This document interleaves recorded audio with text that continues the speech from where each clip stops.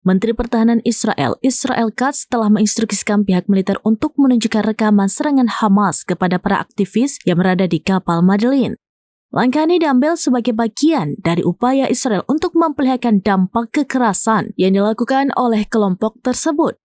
Video yang akan diputar adalah rekaman berdurasi 43 menit yang telah disusun oleh kantor juru bicara pasukan pertahanan Israel atau IDF. Cuplikan ini dilaporkan tidak disensor, bahkan menampilkan adegan pembunuhan serta bagian tubuh yang rusak. Sumber menyebutkan bahwa rekaman ini diduga diambil dari kamera tubuh yang dikenakan oleh para anggota Hamas sendiri. Menteri Katz menegaskan bahwa para aktivis kapal Madeleine perlu menyaksikan secara langsung tindakan brutal Hamas terhadap warga Israel, termasuk wanita, lansia, dan anak-anak. Download Tribun X sekarang, menghadirkan lokal menjadi Indonesia.